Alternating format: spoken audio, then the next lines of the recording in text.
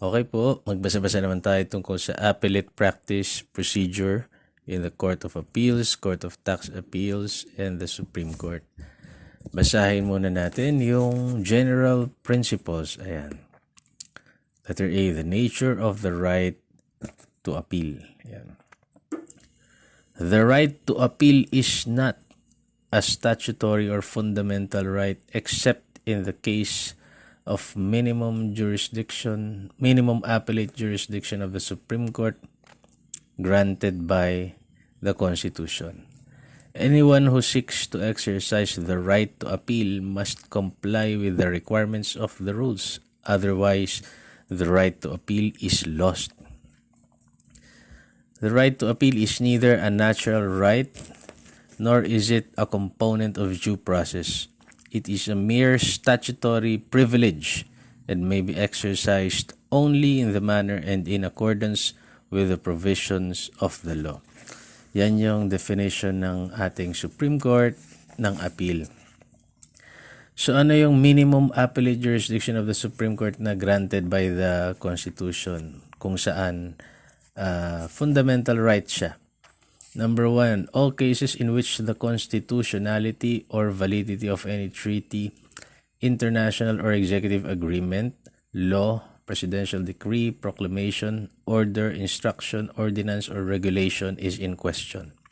Number 2, all cases involving the legality of any tax, imposed assessment, or toll, or any penalty imposed in relation thereto. Number 3, all cases in which the jurisdiction of any lower court is in issue. Number 4, all criminal cases in which the penalty imposed is reclusion perpetua or higher. And number 5, all cases in which only an error or question of law is involved. Yun lang yung mga instances na yon makes the appeal sa jurisdiction ng Supreme Court fundamental. Yeah. Letter B, judgments and final orders subject to appeal. So under the jurisprudence, the Supreme Court held that only final judgments or orders that completely disposes of the case shall be subject to appeal.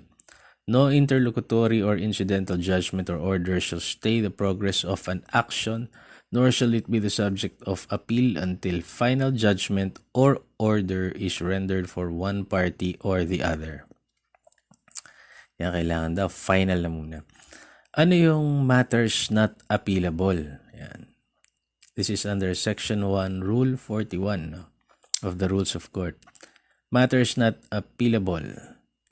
Yan. Letter A, an order denying a motion for new trial or reconsideration. Letter B, an order denying a petition for relief or any similar motion seeking relief from judgment. Letter C, an interlocutory order. Yung interlocutory na yan, ano yan ha? It is an order issued between the commencement and the end of the suit, which is not a final decision of the whole controversy and leaves something more to be done on its merits. So, ang example ng mga interlocutory order, yung mga temporary injunctions, receivership, ayan. Letter D, an order disallowing or dismissing an appeal. Yan, non-appealable yun. Letter E, an order denying a motion to set aside a judgment by consent, confession, or compromise on the ground of fraud, mistake, or duress, or any other ground vitiating consent. Letter F, an order of execution. Hindi mo siya pwedeng i-apila. Letter G, a judgment or final order for or against one or more of several parties or in separate claims, counterclaims, cross-claims, and third-party complaints while the main case is pending unless the court allows an appeal therefrom. And letter H, an order dismissing an action without prejudice. So yun yung mga matters not appealable. Okay, so under the rules of court, in all instances where the judgment or final order is not appealable, the aggrieved party may file an appropriate special civil action under Rule 65. So, yun ang remedy mo. Dahil non-appealable yung matters na nabanggit ko, pero pwede kang special civil action. Hindi appeal ang tawag. Special civil action under Rule 65. So certiorari under Rule 65 is a special civil action restricted, para lamang siya, restricted to resolving errors of jurisdiction and grave abuse of discretion, not errors of judgment. So ang nire-resolve niya ay yung errors of jurisdiction and grave abuse of discretion, hindi yung error ng judgment. Under the jurisprudence, the Supreme Court held that where a Rule 65 petition alleges grave abuse of discretion, the petitioner should establish that the respondent court or tribunal acted in a capricious, whimsical, arbitrary, or despotic manner in the exercise of its jurisdiction as to the equivalent of lack of jurisdiction. So the petition shall be filed not later than 60 days from notice of the judgment, order, or resolution. Yun. So kung dun sa mga nabanggit ko, yung an order denying a motion for new trial or reconsideration, pero siya ay capricious, whimsical, arbitrary, or in a despotic manner, yung mga ganyan, equivalent to lack of jurisdiction. Yan. So pagkatanggap mo ng notice denying your motion for new trial or reconsideration, yun ang magiging remedyo mo. Magsicertiorari ka under Rule 65. So this petition shall be filed in the Supreme Court, or if it relates to the acts or omissions of a lower court, corporation, board, officer, or person, in the regional trial court mo siya i-file. It may also be filed in the Court of Appeals whether or not the same is in aid of its appellate jurisdiction. Pwede rin siyang i-file sa Sandigan Bayan if it is in aid of its appellate jurisdiction, and if it involves the acts or omissions of a quasi-judicial agency unless otherwise provided by law or these rules, the petition shall be filed and cognizable only by the Court of Appeals. Yan. So yun po. Okay, magtungo tayo sa ating pangalawang topic, yung post-judgment remedies other than appeal. So letter A, petition for relief from judgment. Ayan. Under the jurisprudence, the Supreme Court held that a petition for relief from judgment is or equitable remedy which allows courts to review a judgment tainted with neglect bordering on extrinsic fraud. So, under the jurisprudence, the Supreme Court defined extrinsic fraud as any fraudulent act of the successful party in litigation which is committed outside the trial of a case against the defeated party or his agents, attorneys, or witnesses, whereby said defeated party is prevented from presenting fully and fairly his side of the case.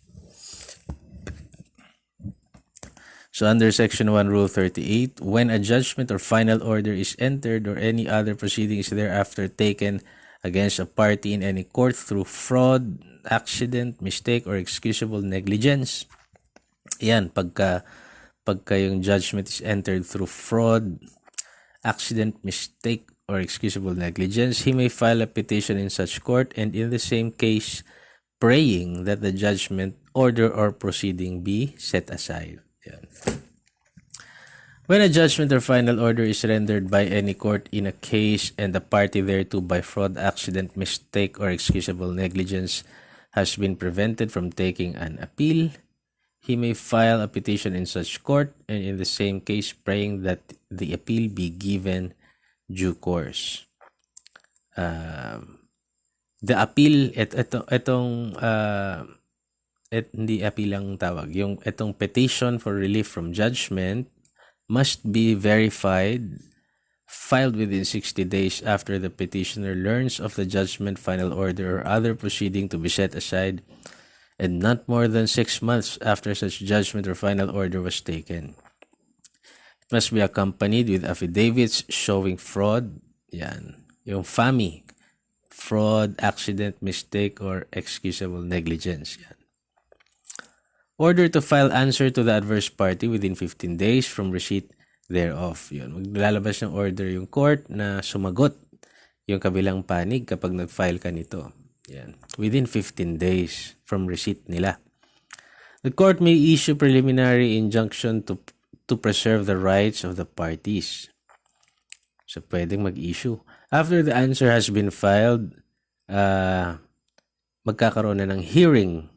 If there is merit, the court shall set aside the judgment and will proceed to hear the case as if a timely motion for new trial has been filed. So, kung denial ang pinag-uusapan, yung na-deny yung appeal mo, kaya ka mag-petition for relief from judgment. Where the denial of an appeal is set aside, the lower court shall be required to give due course to the appeal and to elevate the record of the appeal case as if a timely and proper appeal has been made. Yun. Kung denial lang ng appeal yung pinag-uusapan natin due to fraud, yan, FAMI, accident, mistake, or excusable negligence. So, pwede mong gamitin tong post-judgment remedy na to pagka may final judgment or order na taken through fraud, accident, mistake, or excusable negligence, o kaya naman nagkaroon na ng final or decision yung court, tapos mag-a-appeal ka, hindi dininay niya yung appeal mo through ganun din, fraud, accident, mistake, or excusable negligence. So, suriin muna natin ano yung collateral attack and direct attack. Yan. Singit lang natin siya dito. So, a direct attack, ang examples nito ay appeal. Yan. Motion for new trial. Direct attack attempts to correct, amend, modify, or vacate a judgment and must be brought within a definite time period after the judgment's rendition. So, yun daw yung direct attack.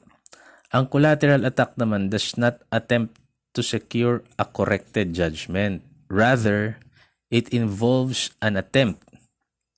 It involves an attempt to avoid the effect of the judgment. It is an attempt to avoid the binding effect of a judgment in order to obtain specific relief that the judgment currently impedes. Yun. So, yung direct attack, diretso. Ina-atake mo, gusto mo palitan. I-correct yung judgment, i-amend. Yung collateral attack, hindi naman. Ang gusto mo lang, umiwas doon sa magiging epekto ng judgment. Yan. Gusto mo makakuha ng ibang relief. Yan. Ganun siya. Medyo nakakalito para sa akin. Pero sa mga abogado, gets nila yan. O, ito naman. Annulment of judgment naman ng Court of Appeals under Rule 47. So, this rule shall govern the annulment by the Court of Appeals of judgments and final orders and resolutions in civil actions by the regional trial court for which the ordinary remedies of new trial, appeal, petition for relief, or other appropriate remedies are no longer available through no fault of the petitioner. So, mahalaga yon na no fault of the petitioner. So, itong annulment of judgment ng Court of Appeals, i-annul nila. I-annul ng Court of Appeals yung judgment ng mga regional trial court, no? It may be based only on the grounds of extrinsic fraud and lack of jurisdiction. So, na-define na natin yung extrinsic fraud. Itong extrinsic fraud na to shall not be valid ground if it was availed of or could have been availed of in a motion for new trial or petition for relief. So, kung pwede mo naman gamitin yung ground na extrinsic fraud sa isang motion for new trial or petition for relief from judgment, tapos hindi mo ginawa yun, bagkus nagpunta ka sa, ginamit mo siya as a ground for annulment of judgment, sumampa ka kaagad sa Court of Appeals, hindi mo raw pwedeng gamitin yon. So, kung pwede mo naman siyang gamitin sa motion for new trial or petition for relief.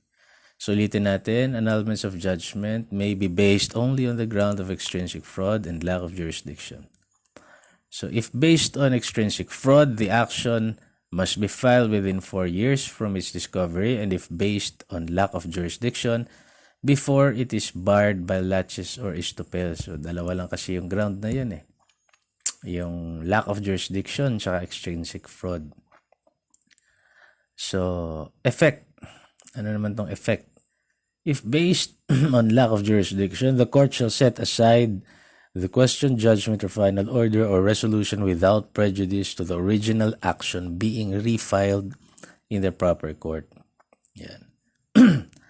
So, pwede pa siyang i-file ulit kung ang basihan ay lack of jurisdiction. Yun ang epekto niya. If based on extrinsic fraud, the court shall set aside the question, judgment, or final order or resolution and may, on motion, order the trial court to try the case as if a timely motion for new trial had been granted therein. Prescriptive period shall be suspended until the finality of the judgment of annulment. Letter C, collateral attack on judgments when proper. And tama-tama, nabasa natin yung kaibahan ng collateral and direct attack. So, doon tayo sa padaplis na atake lang. Collateral attack on judgments when proper. Kailan siya proper? Under the jurisprudence, the Supreme Court held that a collateral attack is proper only when the judgment on its face is null and void, as where it is patent that the court which rendered said judgment has no jurisdiction.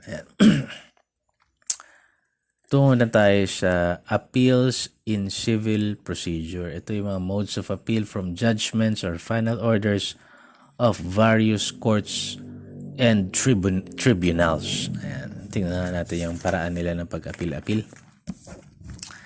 Letter A, Rule 40, Appeal from Metropolitan Trial Court to RTC. Yan. Section 1, an appeal from a judgment or final order of a municipal trial court may be taken to the regional trial court, exercising jurisdiction over the area to which the former pertains.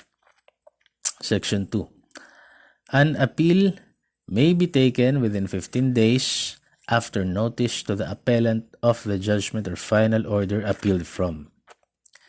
Where a record on appeal is required, the appellant shall file a notice of appeal and a record on appeal. So, dalawa. Pagka required raw yung record on appeal, dalawa yung i-file mo. Notice of appeal and the record on appeal within 30 days after notice of judgment or final order. The period of appeal shall be interrupted by a timely motion for new trial or reconsideration. No motion of extension shall be allowed for new trial or reconsideration. Yan. So, pag mag-a-appeal ka, magpa-file ka ng notice of appeal or kung kailangan ng record of appeal, dalawa yung ipa-file mo. Notice of appeal and record on appeal. Yan. Within 30 days after notice of judgment or final order. Yan. How to appeal daw? How to appeal? By filing a notice of appeal with the court that rendered the judgment or final order appealed from. So, doon ka rin kung sino yung nagdesisyon, gusto mong i-appeal yun, doon ka mag-file ng notice of appeal. It shall indicate the parties to the case, the judgment, and state the material dates showing the timeliness of the appeal. A record on appeal naman shall be required only in special proceedings, and in other cases of multiple or separate appeals. Ayan. So, record on appeal shall be required only in special proceedings and in other cases of multiple or separate appeals. Section 6 ng Rule 40. Ayan. The clerk of court shall transmit the original record or the record on appeal to the proper regional trial court upon perfection of appeal. So, natalo ka sa MTC, yun, nag-file ka ng notice of appeal sa MTC rin, ni-notify mo silang aapila ka, pag nag-grant yun, timely yun, o i-elevate nila yun sa RTC. Ayun.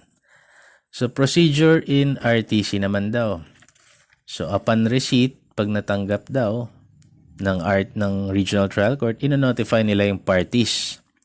And then, within receipt of notice, tanggap na, The appellant shall submit memorandum within 15 days. Yung umapila, magsasubmit siya ng memorandum within 15 days from the receipt of the notice.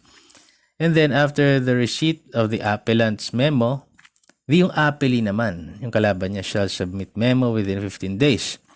And then upon the filing of the memo or expiration of the period to do so, it shall be deemed submitted for decision. Yun yung proseso pagka umapila ka sa RTC from the MTC.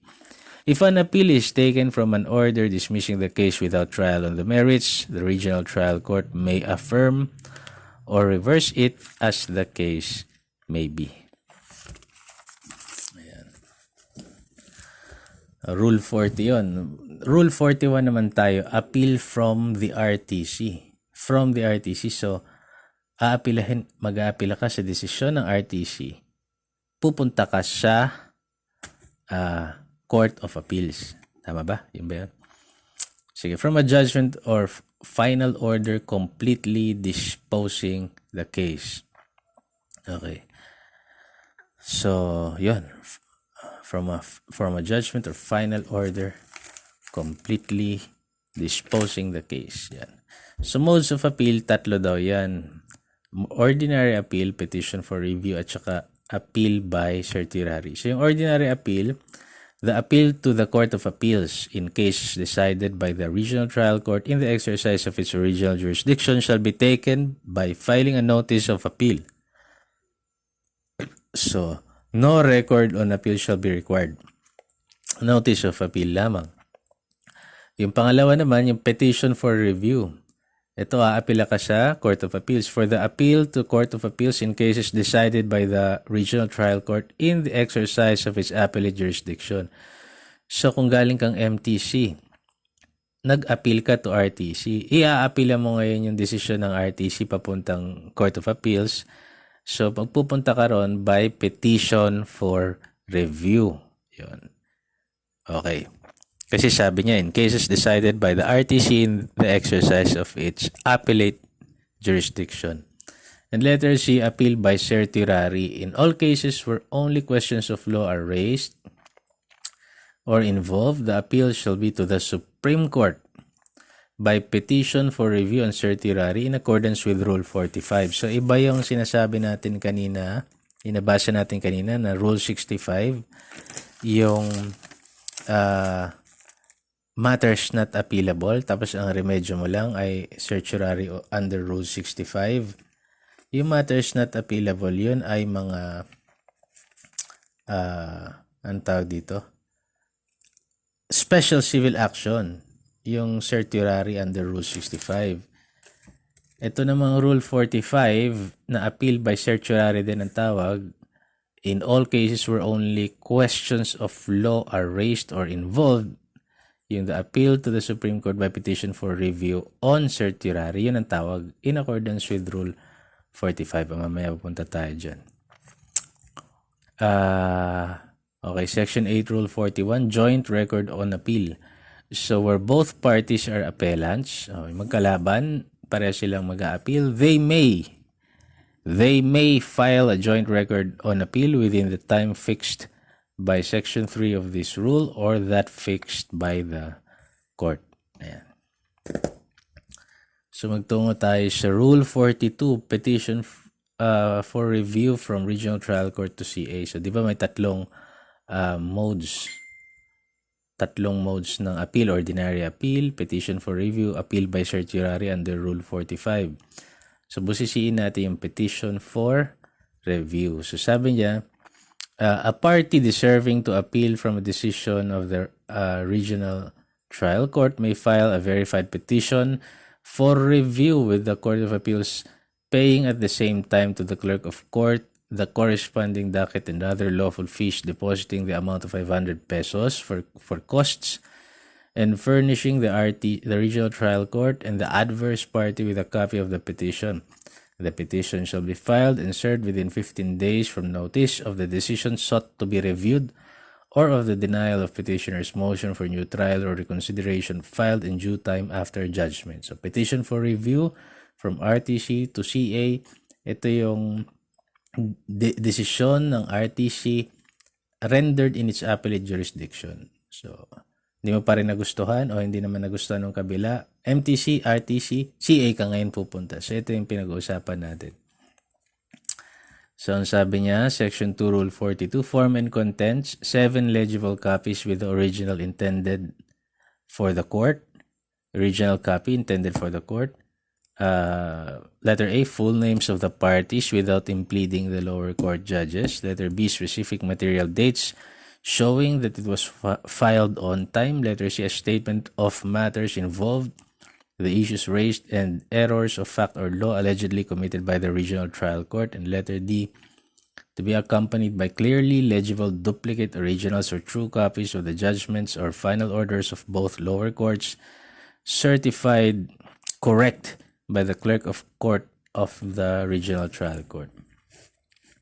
So, failure to comply with the requirements na nabanggit shall amount to dismissal. Section 24 naman tayo nitong Rule 42, withdrawal of an appeal. So, an appeal may be withdrawn as a right at any time before the filing of the appellee's brief. Thereafter, withdrawal may be allowed in the discretion of the court. So, kunwari, it is karapatan mo na i-withdraw yung appeal mo, ikaw yung umaapila, karapatan mong i-withdraw siya bago sumagot ng appellee's brief yung kalaban mo. Yan, bago siya sumagot. Pag nakasagot na siya ng appellee's brief niya, ayun na, discretionary na ng court kung pwede mo pang i-withdraw yung iyong apila. Yan ang sabi niya. Tungo na tayo sa Rule 43 of Appeals from the Court of Tax, Appeals, Civil Service Commission, and quasi-judicial bodies. So, nanggaling yung desisyon na iaapila mo sa Court of Tax Appeals, Civil Service Commission, and other quasi-judicial bodies. So, ang hindi raw covered dito sa Rule 43 ay yung judgments or final orders issued under the Labor Code of the Philippines. Mga desisyon ng NLRC yan. So, Section 3, appeal under this rule may be taken to the Court of Appeals. Yan. So, by petition for review. Period of appeal, pareho sa appeal to RTC. Yan. Pareho dun sa aapila ka, appeal to RTC. Yung nabanggit natin kanina. Saan nga ba yan? Appeal to RTC. Pareho yun. Appeal may be taken within 15 days after notice to the appellant. Ayan, yung ganon. Ang requirements ay pareho raw sa petition for review from RTC to CA. So, ito yung 7 legible copies with the original intended for court, full names, yung mga nabanggit natin kanina, specific materials showing that it was filed on time, a statement of matters involved, the issues raised, the errors of facts or law allegedly committed by the Court of Tax Appeals, Civil Service Commission, or quasi-judicial agencies, and to be accompanied by clearly legible duplicate originals or true copies of judgments or final orders of either the Court of Tax Appeals, Civil Service, and any other quasi-judicial bodies. Tungo naman tayo sa Rule 45. Ito yung appeals by certiorari to the Supreme Court. Magkaiba yung Rule 65, certiorari yun. It is a special civil action. Ito namang appeal by certiorari. Ayan, ito yung petition for review on certiorari in accordance with Rule 45. Only questions of law lang ang pwede mong it should involve only questions of law. So ang contents niya, ayan, yung period niya is pareho sa appeal from RTC. Appeal to RTC from RTC. So ganun din. Within 15 days after notice to the appellant of the judgment or final order appealed from. So ang contents niya nga lang 18 legible copies with the original party. Tapos yung 18 legible copies with the original intended for the court, full names of the parties without impeding without impeding the Court of Appeals yan. Kasi appeal to Supreme Court ito eh. Or without impleading the lower court, yun. Specific material dates showing that it was filed on time, a statement of matters involved, the issues raised, and the question of law, yun ang sinasabi niya. Kasi question of law lang daw yan eh. And it should be accompanied by clearly legible duplicate originals or true copies of the judgments or final orders of both lower courts certified correct by the clerk of court of the regional trial court. Ayan. Ang appeal by certiorari na pinag-uusapan natin dito yung kanina, yung appeal from RTC. RTC to SC ka nito. Questions of law are raised. Yan. Hindi galing CA. Yung appeal by certiorari from the regional trial court to the Supreme Court. At sabi nga, merong saan ba yung sinabi? O basta yun yung pinakasulat dito. Ang review daw, under Section 6, Rule 45, review is discretionary. A review is not a matter of right but of sound discretion and will be granted only when there are special and important reasons thereof. The following, while neither controlling nor fully measuring the court's discretion, indicate the character of the reasons which it will be considered. So ito lang yung chance mo na ma-consider yung iyong Rule 45 to the Supreme Court. Only questions of law. Yan. Letter A, when the court akuo has decided the question of substance not theretofore determined by the Supreme Court, or it has decided it in a very probably not in accord with law or with the applicable decisions of the Supreme Court, or letter B, when the court akuo has so far departed from the accepted and usual course of judicial proceedings, or so far sanctioned such departure by a lower court, as to call for an exercise of the power of supervision. Ayan. So, malayo na yung pagkaka-decide dun sa law nung Regional Trial Court, malayo dun sa jurisprudence ng ating Korte Suprema. So, pwede na nilang i-exercise yung kanilang power of supervision dun sa Regional Trial Court na nag-exercise nung ganong desisyon. So, yun lang yung chance mong makapag Rule 45 by certiorari to the Supreme Court. Okay, so magtungo naman tayo sa review of judgments or final orders of the Commission on Audit and COMELEC. Kung di ako nagkakamali, papunta rin ito sa papunta siya sa Supreme Court. Papunta siya sa Supreme Court. Ang haba naman pala nito. Dami palang babasahin ito. Ayan. Papunta siya sa Supreme Court. So, judgments and final orders of Commission on Audit and COMELEC. Under Rule 64, this rule shall govern the review of judgments and final orders or resolutions of the Commission on Elections and Commission on Audit. A judgment or final order or resolution of the Commission on Elections may be brought by the aggrieved party to the Supreme Court on certiorari under Rule 65. Ito special civil action. Hindi yung 45 ang pag-uusapan natin dito, yung under Rule 65. Time to file petition. The petition shall be filed within 30 days from notice of the judgment or final order or resolution sought to be reviewed. The filing of a motion for new trial or reconsideration, if allowed under the procedural rules of the Commission, shall interrupt the period herein fixed. Of the motion, if the motion is denied, the aggrieved party may file the petition. Ito ang petition for review of judgments or final orders within the remaining period, but which shall not be less than 5 days in any event reckoned from the notice of denial. Yun. Sabi niya kasi,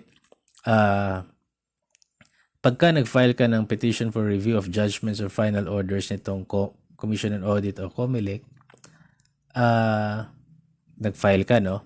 Pwede ka pang mag-file ng motion for new trial or reconsideration kung inaalaw yun sa rules ng Commission on Audit and COMELEC.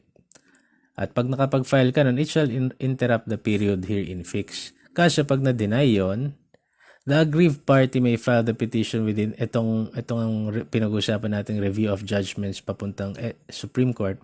Pwede kang mag-file nito within the remaining period na natira, but which not be less than 5 days in any event reckoned from the notice of denial. So, ang contents nito ay same doon sa contents ng sa 45. Pero special civil action ang pinag-uusapan dito, yung 65. Meron din siyang order to comment, ganyan. Saan na ba yung 45 natin ulit? Ayun, so yung mga legible copies, yun ang kailangan. 18. Pagpapunta sa Supreme Court, parang 18 ang copies na dapat with the original copy reserved para sa Supreme Court. Yan. Tapos, full names of the parties, specific material dates, statement of matters. Yan. Yung dahil 65 siya, so ito yung fraud, accident, mistake, excusable negligence. Yun. So, sabihin mo yun. And be accompanied by clearly legible duplicate originals or true copies of the judgments or final orders ng Commission on Audit and COMELEC. Dismissal of appeal naman ang pag-usapan natin. Dismissal of appeal. So, ano to? Appeal may be dismissed by the court on its own motion or on that of the appellee or any of the grounds under Section 1, Rule 50 of the Rules of Court. So, ito yung dinidismiss, kung hindi ako nagkakamali, dinidismiss ng Court of Appeals. Yung apila mo, tama ba? Ito, tignan natin. So, an appeal may be dismissed by the court on its own motion or on that of the appellee or on any of the grounds under Section 1, Rule 50 of the Rules of Court. Ano yung mga grounds na yung letter A? Failure of the record on appeal to show on its face that the appeal was taken within the period fixed by these rules. Letter B, failure to file the notice of appeal or the record on appeal within the period prescribed by these rules. Letter C, failure of the appellant to pay the docket and other lawful fees. Letter D, unauthorized alterations and omissions or additions in the approved record on appeal. Letter E, failure of the appellant to serve and file the required number of copies of his brief or memorandum within the time provided by these rules. Letter F, absence of specific assignment of errors in the appellee's brief or of page references to the record as required under the rules of court. Letter G, failure of the appellant to take the necessary steps for the correction and completion of the record as required under these rules. Letter H, failure of appellant to appear at the preliminary conference or to comply under these rules. And letter I, the fact that the order or judgment appealed from is not appealable. So under po ito ng Rules of Court of Appeals. So ito nga yung dinidismiss ng Court of Appeals ang iyong appeal papunta sa kanila. Ayun. Tama ba? Okay. So ano naman yung reinstatement of appeal? So under the jurisprudence, the Supreme Court held that the need to safeguard petitioners' rights should caution courts against motu proprio dismissals of appeals, especially in criminal cases where the liberty of the accused is at stake. The rules allowing motu proprio dismissals merely confer a power and does not impose a duty. And the same is not mandatory but merely directory, which therefore requires a great deal of prudence considering all the attendant circumstances. Thus, substantial justice would be better served by reinstating petitioner's appeal. Moreover, dismissal of an appeal on purely technical grounds is frowned upon since our general policy is to encourage hearings of appeals on their merits. The Supreme Court therefore relaxed the rules to give way to the paramount and overriding interest of justice. Okay. Ang ganda ng sinabi ng Supreme Court dito, no? Dismissal of an appeal on purely technical grounds is frowned upon. Kasi nga, ang general policy daw is to encourage hearings of appeals on their merits. Kaya napakaganda ng sinabi ng ating Korte Suprema doon. Okay, magtungo naman tayo sa ika-4 na topic natin na may major topic na may kinalaman sa mga appellate practice. Yan. Appeals in criminal cases. Yan. Modes of appeal from judgments or final orders of various courts or tribunals. Yan. Ito yung criminal cases naman, no? So, letter A, Rule 122, appeal. So, ga-appeal ka in criminal cases. Who may appeal? Any party may appeal from a judgment or final order unless the accused will be placed in double jeopardy. Where to appeal? Ayan. To the regional trial court in cases decided by the MTC, MTCC, MTC and CTs, Metropolitan Trial Court or MCTC. Letter B, to Court of Appeals or to the Supreme Court in the proper cases provided by law in cases decided by the RTC. So, appeal from regional trial court to Court of Appeals. In the exercise of RTC of the regional trial court's appellate jurisdiction shall be petition for review. So, magpa-file ka ng notice of appeal. And to Supreme Court in cases decided by the Court of Appeals and regional trial court kapag reclusion perpetua, life, automatic review daw yan by the Supreme Court pagka ang pinataw na kaparusahan ay reclusion perpetua or life imprisonment. Magfa-file ka ng notice of appeal. Pero pag death, hindi na daw kailangan ng notice of appeal kaso wala naman tayong death penalty sa ngayon. So, it is safe to say na reclusion perpetua, life, file ka na notice of appeal to the Supreme Court. Yan, automatic review ng Supreme Court. Section 4, service to the adverse party may be done by personal service, service to counsel, service by registered mail, or substituted service under the rules of court. Section 5, the appellee may waive his right to a notice that an appeal has been taken. Ayan, pwede niyang i-waive yun. Section 6, an appeal must be taken within 15 days from promulgation of the judgment or from notice of the final order appealed from. Ayan. Magtungo naman tayo sa appeal from regional trial court. Ayan. Appeal to regional trial court din. Galing naman sa MTC. Galing sa MTC, appeal ka sa RTC.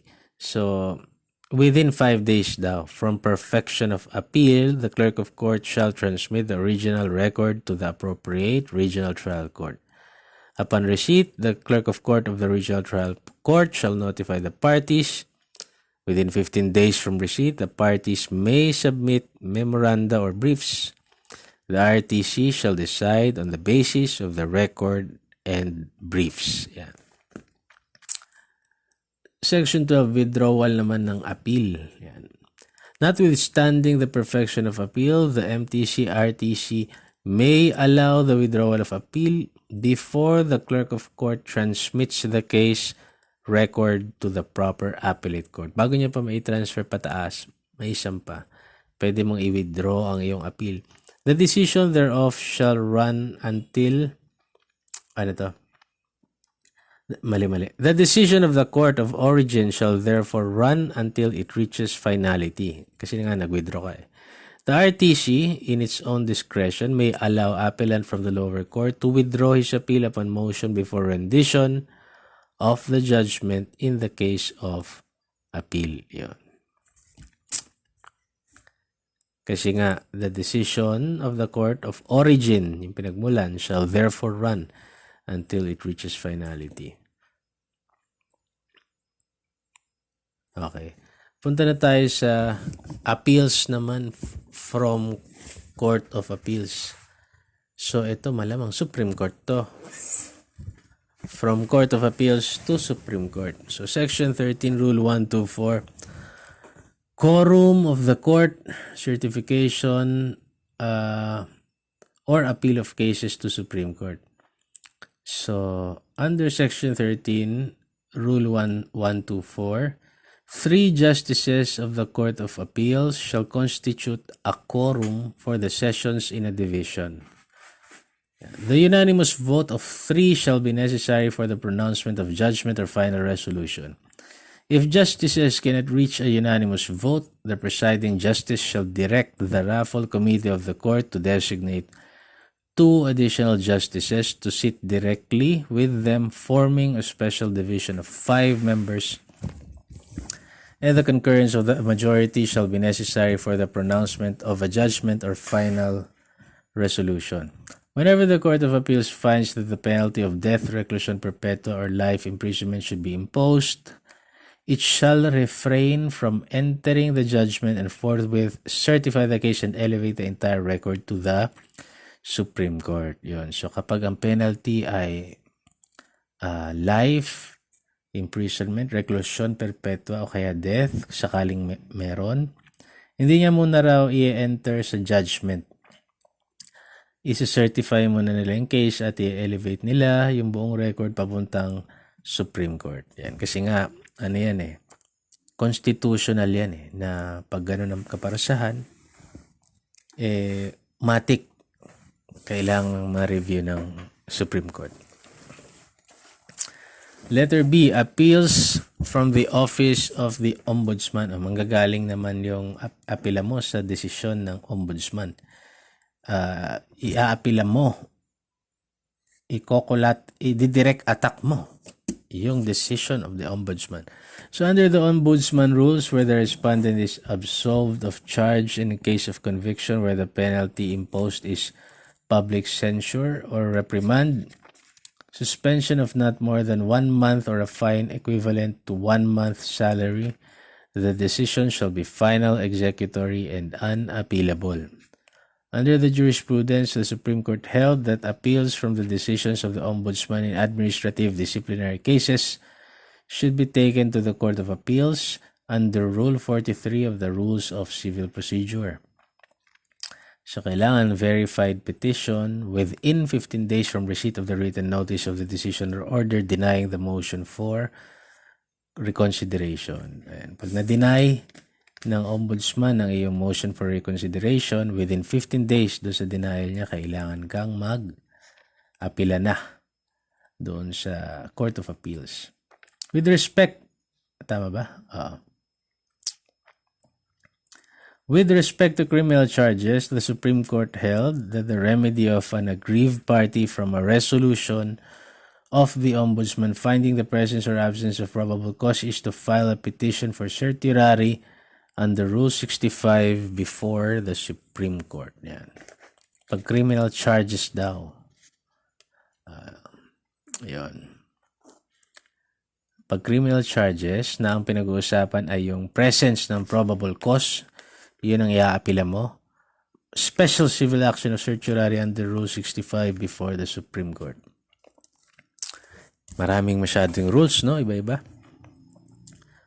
Letter C, appeals from resolutions of the Office of the City Prosecutor. So under the National Prosecution Service rules, appeals from the resolutions of the Chief State Prosecutor, Regional State Prosecutors, and Provincial or City Prosecutors in cases subject of preliminary investigation or reinvestigation may be brought to the Secretary of Justice within 15 days from receipt of the resolution or of the denial of the motion for reconsideration or reinvestigation. The review rests on the discretion of the Secretary of Justice.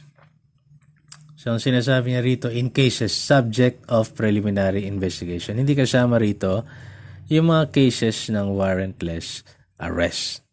Cases lamang na subject of preliminary investigation. Kasi bagay, merong cases of warrantless arrest na maaaring required ang PI, pero basta warrantless arrest siya, hindi siya kasama rito sa pag-aapila. Hindi ka pwedeng mag-apila to the Secretary of Justice. So letter D, appeals from the Sandigan Bayan. So under the jurisprudence and the rules of court, decisions and final orders of the Sandigan Bayan shall be appealable to the Supreme Court by petition for review and certiorari, raising pure questions of law in accordance with Rule 45 of the Rules of Court. Okay, napag-usapan natin yung appeals from the Office of the Ombudsman and appeals from the Sandigan Bayan. So, kilalanin lang natin sila. The Ombudsman and the Sandigan Bayan. The Ombudsman, so under the Philippine Constitution, the Office of the Ombudsman, to be known as Tanod Bayan, shall receive and investigate complaints relative to public office, including those in government-owned or controlled corporations, make appropriate recommendations, file and prosecute the corresponding criminal, civil, or administrative case before the proper court or body. So pwede sila mag-file ng criminal, civil, or administrative case before the proper court. Yan ang trabaho ng ombudsman. Para silang piskal ng mga nagkakasalang government officers, yan, and yung mga officers ng government-owned or controlled corporations.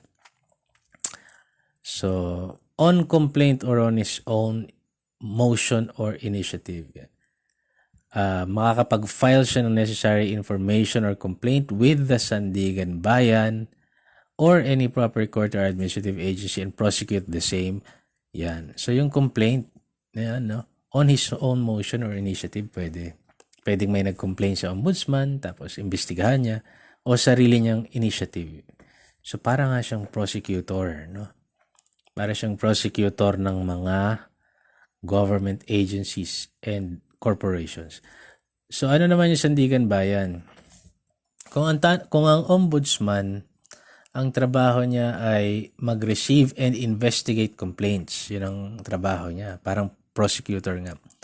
Ang Sandigan Bayan naman, para siyang court. Court siya talaga. Yun.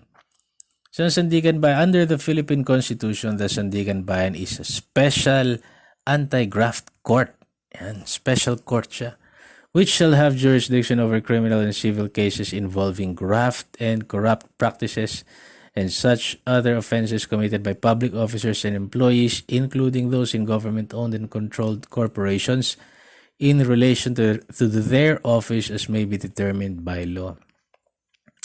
So to determine whether the Sandigan Bayan has jurisdiction, lawyers daw must look into the nature of the offense and the salary grade of the public individual. So RA 8249 provides the Sandigan Bayan shall have original and exclusive jurisdiction. Sa kanya lang at wala nang iba. Sa Sandigan Bayan lang pwedeng i-file yung mga violations of anti-graft and corrupt practices law, number 1. Number 2, forfeiture of illegally acquired wealth. And number 3, crimes by public officers or employees embraced under crimes committed by public officers of the anong tawag dito? Under the revised penal code. Yan.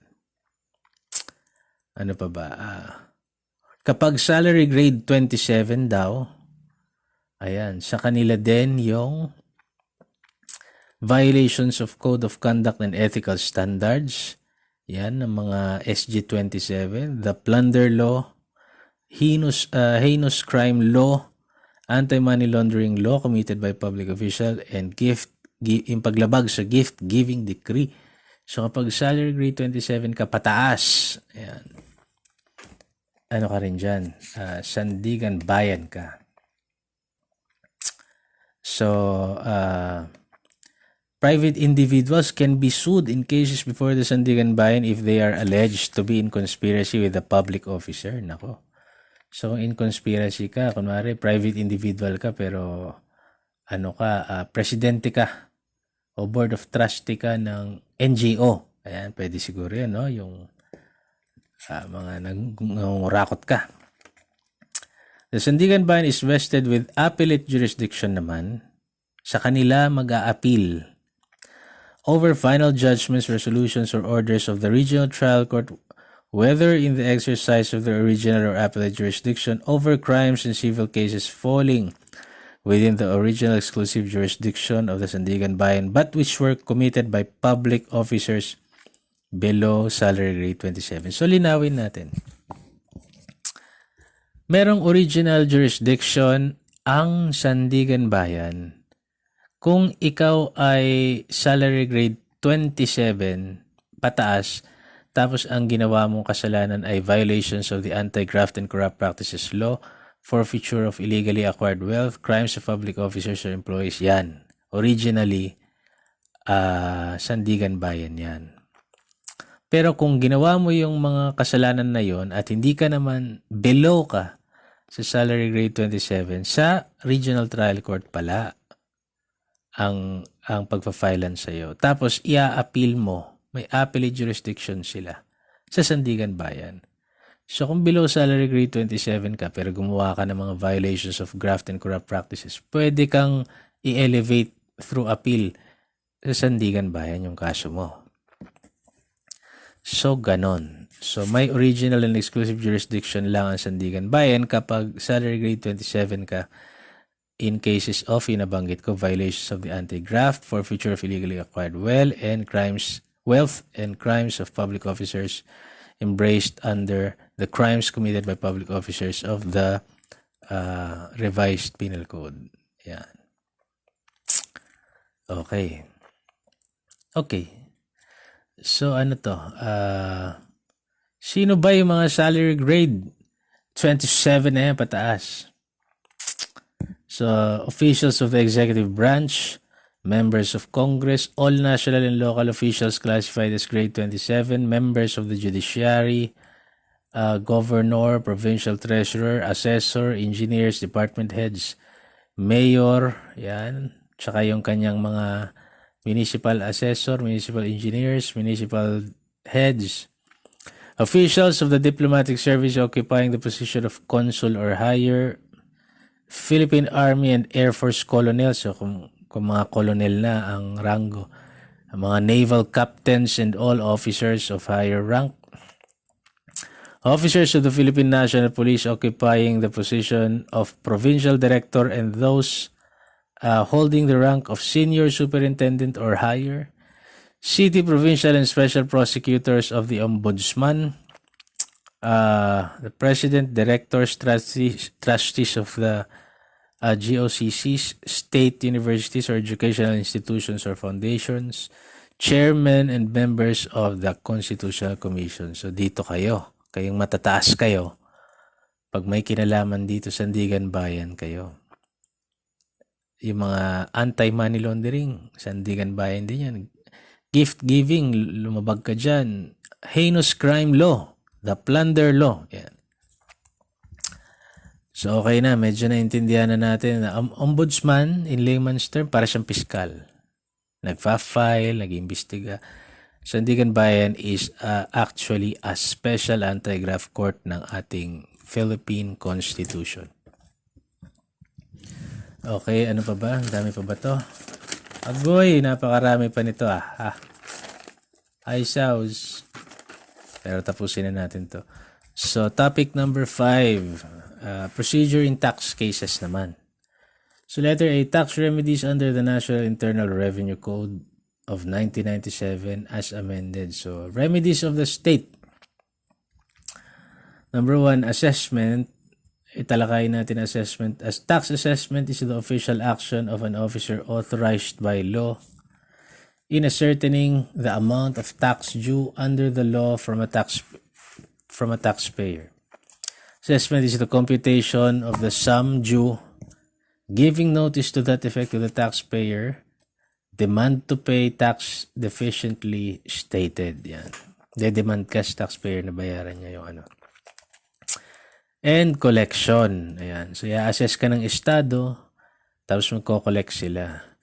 So, a distraint is a proceeding against personal property of the taxpayer, the property to be sold at a public auction, and the proceeds of the sale to be applied to the payment of tax. So, pwede kang ma-distraint, pwede kang ma-levy of real property. Levy of real property is proceeding against real property. It's for the enforcement of tax lien. So, pupunta sila sa Register of Deeds para lagyan ng lien ang iyong property. Pero hindi raw ito enforceable against any mortgagee, purchaser, or judgment creditor. Yan, hindi siya mas makapangyayari naman yung mortgagee, purchaser, and judgment creditor kaysa dito sa tax lien. And by court action, either civil or criminal. So yung civil action filed within 5 years of assessment to the regional trial court or municipal trial court. So ano to? If principal amount of taxes is less than 1 million, at sa Court of Tax Appeals naman, if the principal amount of taxes is greater than 1 million. Criminal court action naman, criminal action within 5 years of assessment, yan, enforcement of penal provisions, and may be filed during the pendency of an administrative protest. The running of statute of limitations in the assessment and the beginning of distraint or levy shall be suspended during the period where commissioner is prohibited from making an assessment when taxpayer requests for a reinvestigation and the commissioner granted it. When the taxpayer cannot be located, when no property of the taxpayer can be located, and when the taxpayer is out of the Philippines. So assessment, yan yung remedyo ng estado, assess kanila, mamamalik sila sa'yo. Tapos allocation of income and deductions by the commissioner. In the case of 2 or more organizations owned and controlled directly by the same interests, the commissioner is authorized to allocate, distribute a portion, the gross income or deductions between or among such organization in order to prevent evasion of taxes. So ano ba yung remedies of the taxpayer? Remedies before payment. Ano ba yung mga remedyo niya? Administrative protest, yan. Request for consideration, request for reinvestigation, judicial protest, yan yung remedies ng taxpayer bago siya magbayad. Remedies after payment, kunwari sumobra yung binayad niya, claim for refund and claim for tax credit, pero mahirap na mahirap gawin to. Remedies to the state and taxpayer, number 1, compromise, yan. Pareho sila. Both the state and taxpayer nag-compromise. Mutual concession, which can be entered into by the Bureau of Internal Revenue and the taxpayer, even if a case has been filed in court. Pwede sila mag-compromise, and the Commission has the authority to abate, abate or cancel the surcharge, interest, and compromise penalties when the tax or a portion thereof is unjust or excessive, or if the mistake is due to an erroneous advice of the revenue officer, failure of the taxpayer to file return due to force majeure, or if their non-compliance is due to a difficult interpretation of the law. So pag ganun, pwede namang i-abate o i-cancel ng commissioner yung surcharge. So under the local government code, the remedies the taxpayer can resort to are protest of assessment and claim for refund or tax credit. Pag sumobra yung bayad mo na 1 milyar, mga ganyan. Letter C, the Court of Tax Appeals. Ano ba yung jurisdiction nila?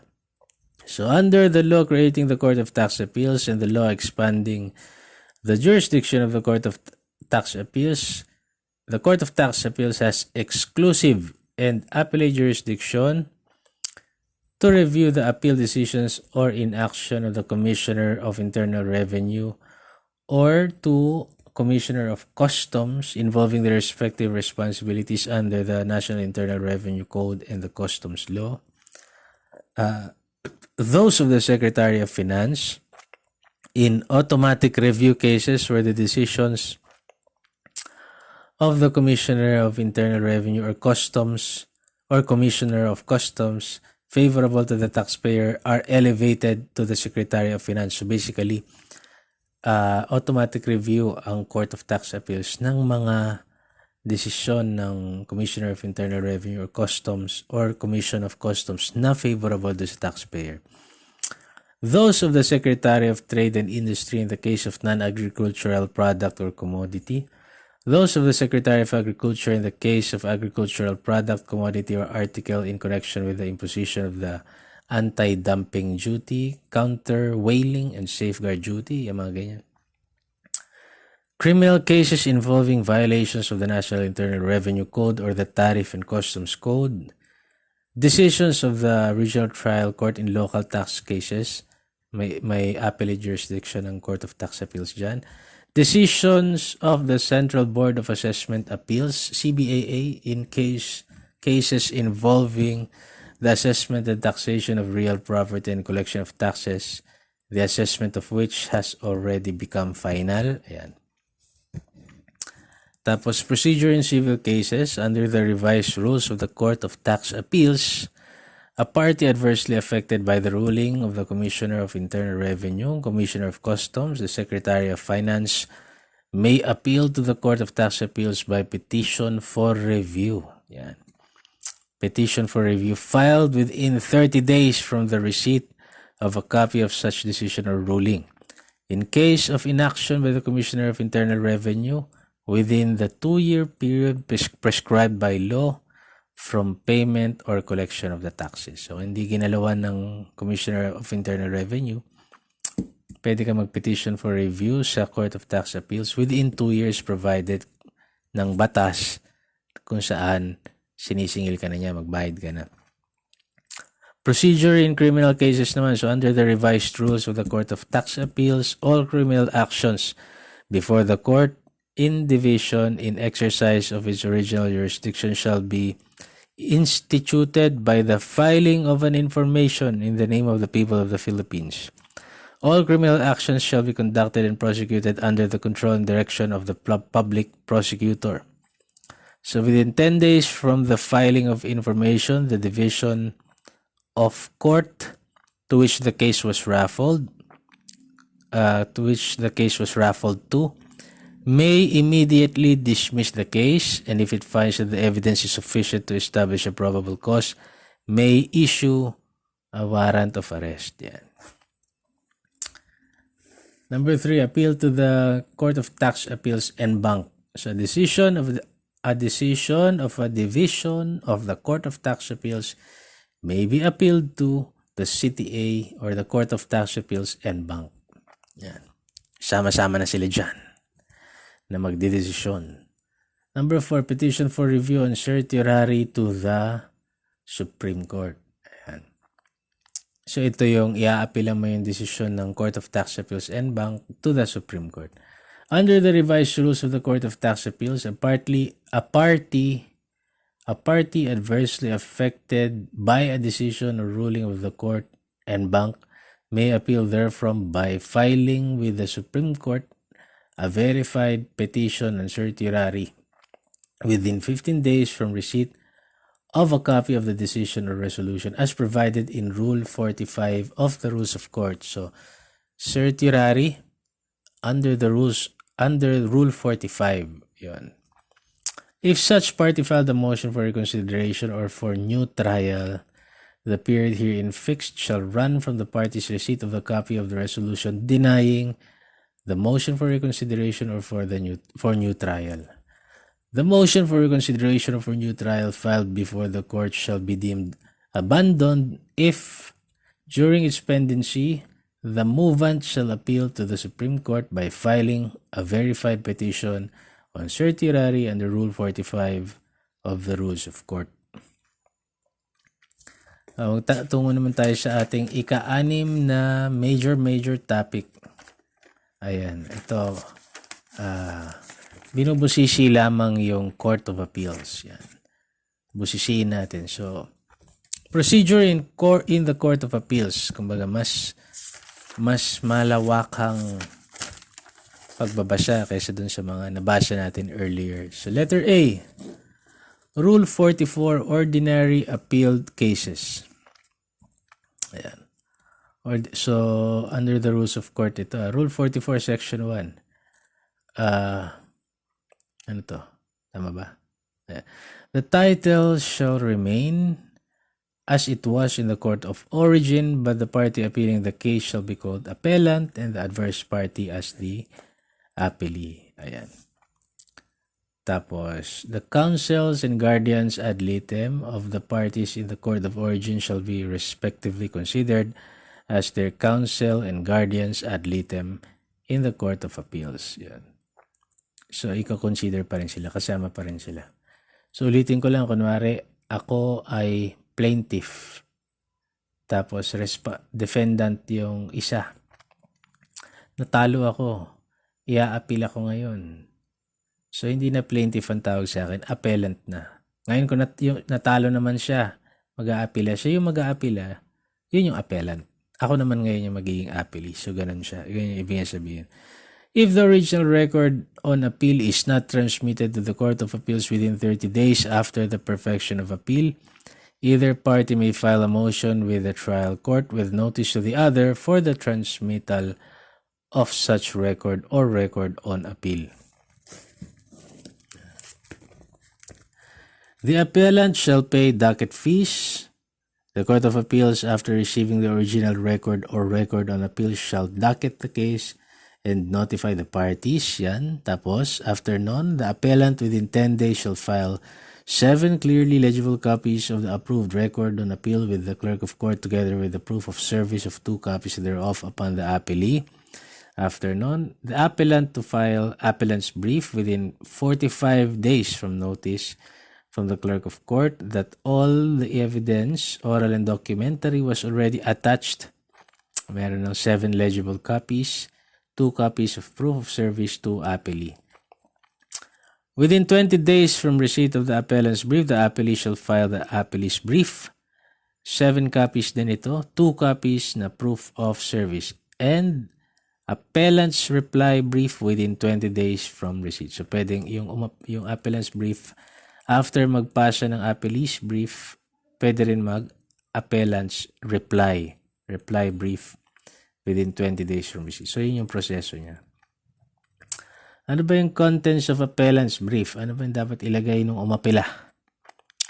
Letter A, the index of the matter in the brief with a digest of arguments, page references, statutes cited. Letter B, assignment of errors which shall be separately, distinctly, and concisely stated without repetition and numbered consecutively. Letter C, under the heading Statement of the Case, a clear and concise statement of the nature of the action, a summary of proceedings. Letter D, under the heading Statement of Facts, a clear and concise statement in the narrative form of the facts admitted by both parties. Letter E, a clear and concise statement of the issues of fact and law to be submitted to the court for its judgment. F, under heading Argument, the appellant's arguments on each assignment of error. Letter G, under the heading Relief, a specification of the order or judgment which the appellant seeks. And letter H, in cases not brought up by record on appeal, it shall contain a copy of the judgment or final order appealed from. Letter B, Rule 46, yung original cases ng Court of Appeals. So, pag original cases ng Court of Appeals, sabi niya, applicable actions daw, certiorari, prohibition, mandamus by Rule 65, annulment of judgment, Rule 47, co-warrant to Rule 66. Okay. Yan yung mga mayroong original cases ang Court of Appeals. Yung contents niya and procedure, same dito sa nabanggit lang natin. Yung kakabasa lang natin. Okay. The court, under Section 4, Rule 46, the court shall acquire jurisdiction over the person of the respondent by the service on him of its order or resolution indicating its initial action on the petition or by his voluntary submission to such jurisdiction. Section 5, Rule 46, original cases pa rin ng CA ang pinag-uusapan natin dito. The court may dismiss the petition outright for specific reasons or require the respondent to file a comment on the same within 10 days from notice. Only pleadings required by the court shall be allowed. All other pleadings and papers may be filed only with leave of court. Section 6, the court may conduct hearings in determination of factual issues. Tungo na tayo sa annulment of judgments or final orders and resolutions ng CA. Ayun yung nabanggit natin na merong ang applicable action daw kasi, di ba, kakabasa lang natin. Ang applicable action sa mga cases na may original jurisdiction ang CA, ang Court of Appeals, ay yung binanggit nating tatlo kanina, certiorari prohibition mandamus, number 2, annulment of judgment, number 3, quo warranto. So, i-discuss natin ngayon yung Rule 47, annulment of judgments or final orders and resolutions ng Court of Appeals. Yan. Okay, so ulit-ulit na ako. Rule 47, annulment of judgments or final orders and resolutions of the CA. Section 1.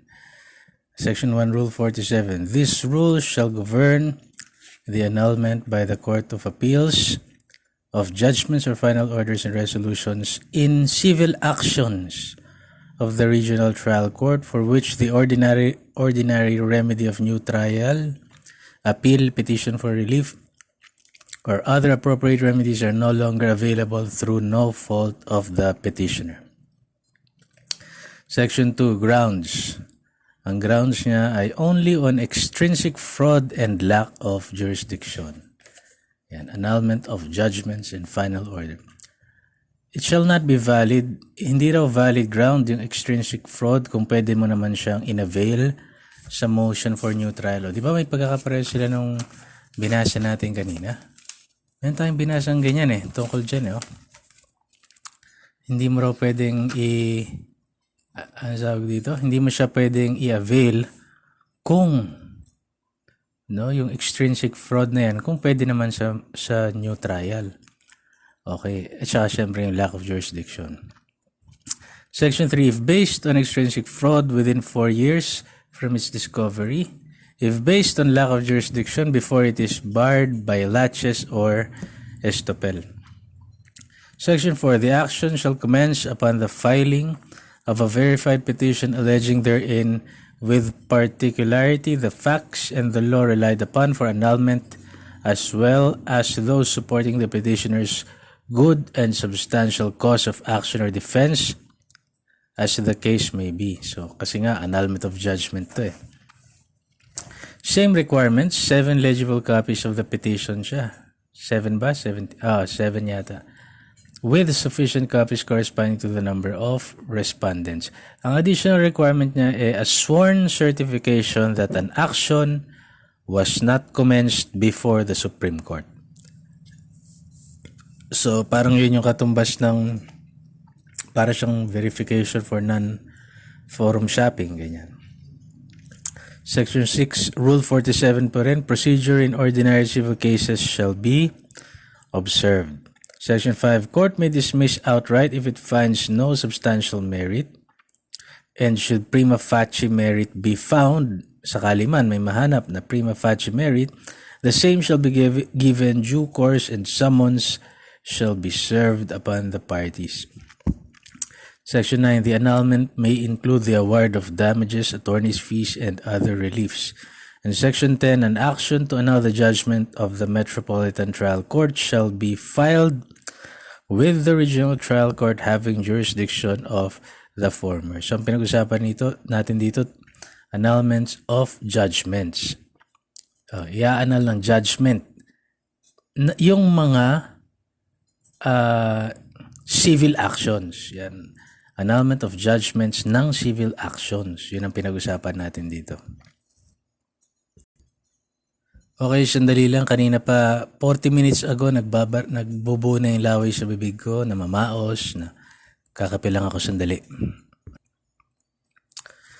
Okay, napakahirap magbasa pag marami, pero kailangan mo kasing tapusin yung kailangan sama-sama sila sa isang video para mas madaling aralin ng mga viewers, O letter D, Rule 50, dismissal of appeal by the Court of Appeals. Ano yung grounds para i-dismiss ng Court of Appeals yung inapila mo sa kanila? Letter A, failure of the record on appeal to show on its face that the appeal was taken within the period fixed by these rules. Letter B, Failure to file the notice of appeal or record on appeal within the period prescribed by these rules.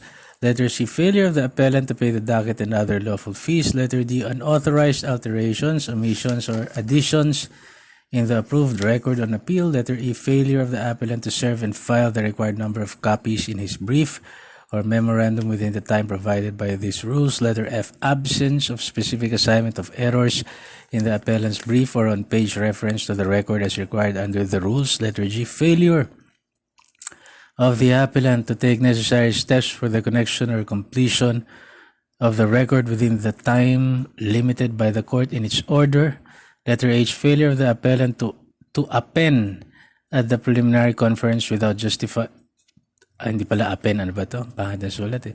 Failure of the appellant to appear at the preliminary conference without justifiable cause. And letter I, the fact that the order or judgment appealed from is not appealable. So similar yan doon sa binasa natin kanina.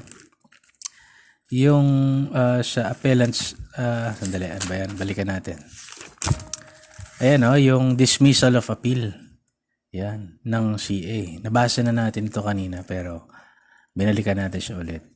So ulitin natin, yan, dapat kasi purely questions of law lang.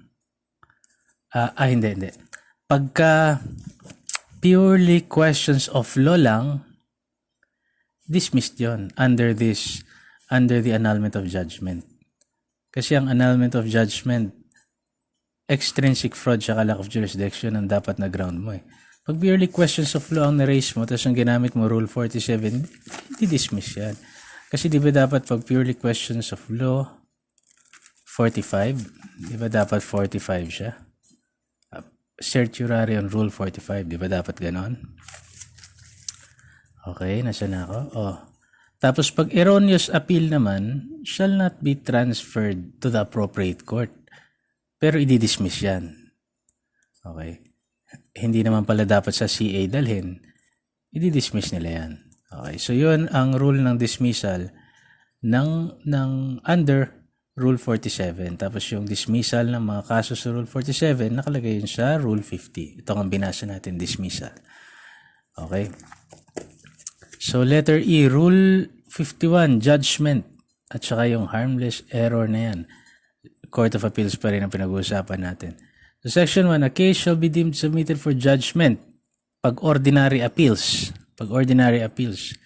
Number 1, when no hearing of the merits of the main case is held upon the filing of the last pleading, brief, or memorandum required by the rules or by the court itself. And number 2, kung merong hearing na ginanap, where such hearing is held upon termination or upon filing of the last pleading or memorandum required or permitted by the court or the expiration of the period for its filing. In original actions and petitions for review naman, judgment, yan. Where no comment is filed upon the expiration of the period to file comment, yan. Number 2, when no hearing is held upon the filing of the last pleading required or permitted by the court or the expiration of the period for its filing. Kung meron naman daw hearing on the merits sa mga original actions and petitions for review, where the hearing of the merits of the main case is held upon the termination or upon the filing of the last pleading required or permitted by the court or upon expiration of the period for its filing. So, submitted for decision na yun. Ano naman muna yung yung harmless error? Ano ba to? Harmless error under Section 6 of Rule 51. So, no error or defect on the ruling of the trial court or by any of the parties is ground for granting a new trial or for setting aside, modifying, or otherwise disturbing a judgment or order unless refusal to take such action appears to the court inconsistent with substantial justice.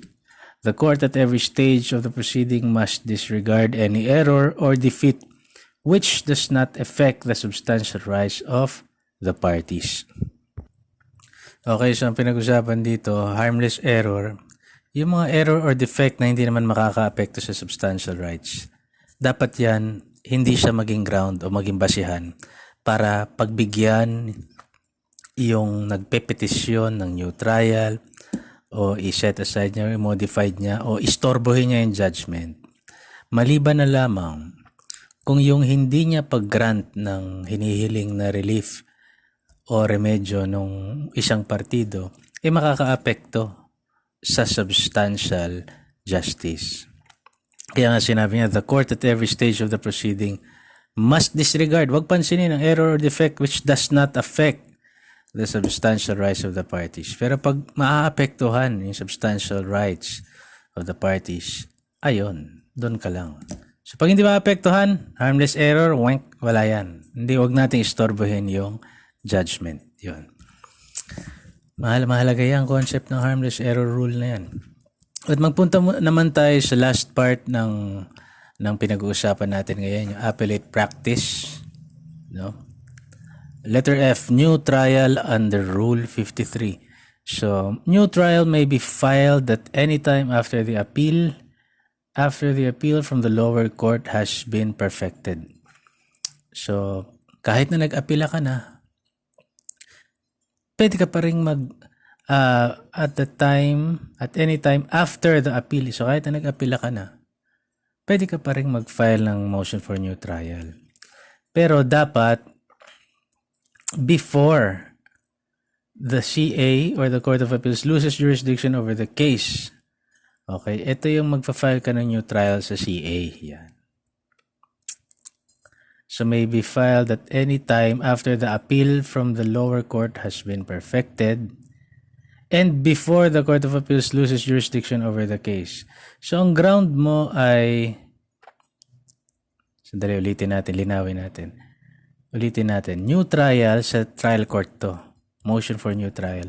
At any time, after ma-perfect yung appeal mo, pero bago naman mawala yung ng jurisdiction yung Court of Appeals. Ibig sabihin, bago mag-expire yung karapatan mong umakyat sa CA. Okay, so kahit tapos ka na mag-perfect ng appeal, okay, pwede kang mag-new trial. I-deny naman yan. Pag na-deny niyan, ang sabi nga sa batas lagi, di ba, within 5 days after the notice of denial, kailangan may 5 days ka pang natitira para ituloy mo yung appeal mo sa CA. Yun. So, ang grounds ng new trial, motion for new trial, ay newly discovered evidence which could not have been discovered prior to the trial in the court below by exercise of due diligence and which is of such character as would probably change the result. Okay, so ang ground mo ito ay newly discovered evidence na hindi mo pwedeng ma-discover dati nung nagta-trial pa. Wala kang chance, paraan, hindi dahil sa iyong hindi mo siya na-discover dahil sa kapabayaan mo, kundi wala kang paraan, walang chance na ma-discover mo siya during trial. At pwede nitong baguhin yung resulta. Kapag ganun yung ground mo, i-grant yan ng korte. Ang procedure, ayan, same as regional trial court. Yan. Shall be resolved within 90 days from the day the court declares if submitted for decision. Yan. The Court of Appeals shall consider the new evidence together with the evidence adduced by the trial court nung nag-hearing siya ng new trial. So, na-discuss naman na natin yan. Okay. So, anyway, doon nagtatapos yung ating mga binabasa-basa. Ano ba na binabasa ko nito? Maliit siya, mapangit yung sulat, pero kahit papano, komprehensibo siya ng konti. Napakahirap ibalangkasin sa 1 or 2 hours yung isang buong mabigat yung subject na babasahin mo kung babasahin mo ang rules of court, siguro mga 2 linggo ka na, hindi ka pa Anyway, God bless. At next naman natin ay yung legal ethics na. Ayan.